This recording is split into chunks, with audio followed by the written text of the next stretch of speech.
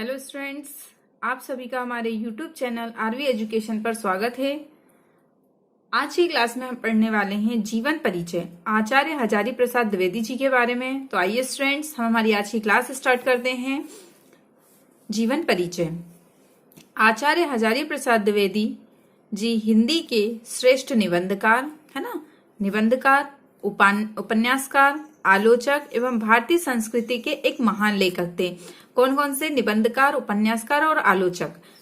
भारतीय संस्कृति के एक महान लेखक थे आचार्य हजारी प्रसाद द्विवेदी जी। चलिए आगे देखते हैं, इनका जन्म देख लेते हैं अपन। सन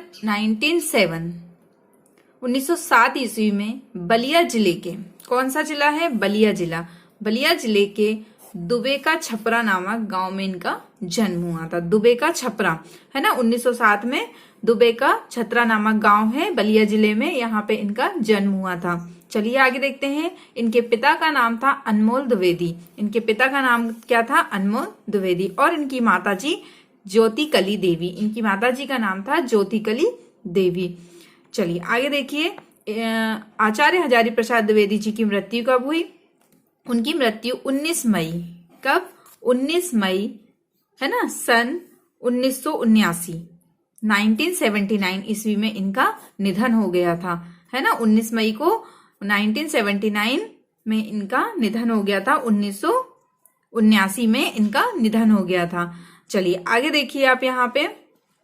सन 1949 ईस्वी में 1949, ठीक है, इसी में डी लिट, ध्यान रखिएगा कि 1949 में डी लिट। सन 1957 में भारत सरकार ने पद्म भूषण की उपाधि से सम्मानित किया। 1957 में इन्हें पद्म भूषण की उपाधि से सम्मानित किया था। और सन 1949 ईस्वी में डी लिट, है ना। ये दोनों चीज आप लोग ध्यान रखेंगे, सन दोनों का अलग अलग है, दोनों का सन ध्यान रखेंगे। चलिए आगे देख लेते हैं अपन। साहित्यिक परिचय। साहित्यिक परिचय। आधुनिक युग के गद्यकारों में आचार्य हजारी प्रसाद द्विवेदी का एक अलग ही स्थान है।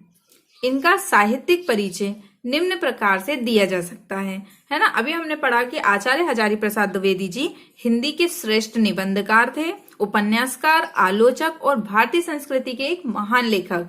तो इसी में हम देखेंगे कि हम पहले उनके निबंधकार के रूप में पढ़ेंगे कि वो निबंधकार के रूप में कैसे। तो द्विवेदी जी एक महान निबंधकार थे। इनके निबंधों में सामान्य जीवन की गतिविधियों, क्रियाकलापों आदि का चित्रण देखने को मिलता है। किस किस का? सामान्य जीवन की गतिविधियां और क्रियाकलाप, इनका चित्रण हमें निबंधकार के रूप में देखने को मिलता है। चलिए सेकंड है आलोचक के रूप में। सेकंड क्या है? आलोचक के। अभी हमने पढ़ा निबंधकार के रूप में, अब हम पढ़ रहे हैं आलोचक के रूप में। द्विवेदी जी एक महान आलोचक भी थे। सुर साहित्य, है ना, ध्यान रखिए, सुर साहित्य इनकी प्रारंभिक आलोचनात्मक कृति है। कौन सी? सुर साहित्य इनकी प्रारंभिक आलोचनात्मक कृति है। इनमें भावात्मकता अधिक है। किसमें? सुर साहित्य में क्या है? भावात्मकता अधिक है। तो आलोचक के रूप में पढ़ा। अब हम पढ़ते हैं उपन्यासकार के रूप में। चलिए देख लीजिए। द्विवेदी जी ने 4 महत्वपूर्ण उपन्यास की रचना की। कितने की? 4 उपन्यास की उन्होंने रचना की। चलिए देखते हैं कौन कौन सी। बाण भट्ट की आत्मकथा पहली कौन सी है? द्विवेदी जी की 4 महत्वपूर्ण उपन्यास जो उन्होंने लिखे हैं, उनकी रचना की है। उसमें पहली है बाण भट्ट की रचना, आत्मकथा, चारुचंद्र लेख, पुनर्वा और अनामदास का पौधा। ये 4 उनकी 4 उपन्यास है, उसकी उन्होंने रचना की है। ये बहुत महत्वपूर्ण है उपन्यासकार के रूप में। चलिए देखिए आगे अपन। आचार्य हजारी प्रसाद द्विवेदी जी एक महान उपन्यासकार थे, है ना। चलिए एक और देख लेते हैं हम लोग यहाँ पे, ललित निबंधकार के रूप में। अभी हमने क्या पढ़ी थी? निबंधकार के रूप में, फिर आलोचक के रूप में, उपन्यासकार के रूप में। अब आती है ललित निबंधकार के रूप में, है ना, ललित निबंधकार के रूप में। चलिए हम ये देख लेते हैं ललित निबंधकार के रूप में। द्विवेदी जी ने ललित निबंध के रूप में भी महत्वपूर्ण लेखन कार्य किया है ना। ये एक ऊंचे दर्जे के निबंधकार थे। इनके ललित निबंधों में भावुकता, सरसता और स्वादन, रसास्वादन भी स्पष्ट रूप से दिखता है। क्या क्या दिखता है? भावुकता है, सरसता है, रसास्वादन भी स्पष्ट रूप से दिखता है, किसमें? ललित निबंधकार के रूप में। चलिए अब हम पढ़ रहे हैं कृतियां, है ना।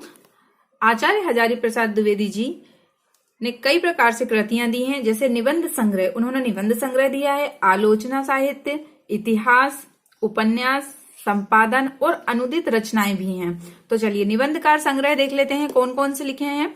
अशोक के फूल, कुटज, विचार प्रवाह, विचार और वितर्क, आलोक पर्व और कल्पलता, है ना। चलिए फिर आलोचना साहित्य में कौन कौन से हैं। आलोचना साहित्य में देख लेते हैं सुर साहित्य, कालिदास की ललित योजना, कबीर, साहित्य सहचर, साहित्य का मर्म, ये किसमें है? आलोचना साहित्य में है। फिर है इतिहास, इतिहास में देखिए हिंदी साहित्य की भूमिका, हिंदी साहित्य की भूमिका, हिंदी साहित्य का आदिकाल और हिंदी साहित्य का आदिकाल, और फिर है हिंदी साहित्य। फिर आते हैं उपन्यास, उपन्यास अभी हमने पढ़ा कि उपन्यासकार के रूप में उन्होंने 4 महत्वपूर्ण उपन्यासों की रचना की है। वही उपन्यासकार हैं कौन कौन सी? बाणभट्ट की आत्मकथा हमने देखा था, चारूचंद्र का लेख, पुनर्वास तथा अनामदास का पौधा, ये उनके उपन्यास हैं। चलिए उसके बाद देखते हैं संपादन।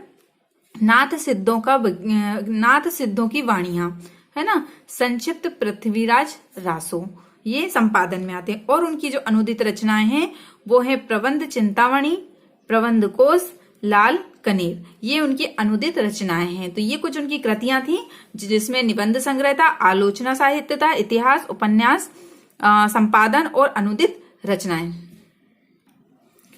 चलिए फिर है उनका साहित्य में स्थान, वो और देख लेते हैं अपन। भारतीय संस्कृति एवं दर्शन के प्रकांड पंडित आचार्य हजारी प्रसाद द्विवेदी जी की हिंदी सेवाएं अपरिमित हैं। कैसी हैं? उनकी जो सेवाएं हैं वो अपरिमित हैं। इतिहास, निबंध, समीक्षा के माध्यम से अपने रचनाकार के उत्कृष्ट मापदंड उन्होंने स्थापित किए हैं, है ना। उन्होंने अपना स्थान बनाया है हिंदी साहित्य में। उनका सदैव हिंदी साहित्य है जो उनका सदैव ही ऋणी रहेगा। तो चलिए स्टूडेंट्स, आपको हमारा आज का ये वीडियो कैसा लगा? अगर वीडियो पसंद आया तो लाइक कीजिए, शेयर कीजिए और चैनल को सब्सक्राइब करना ना भूलें। आप सभी का बहुत बहुत धन्यवाद।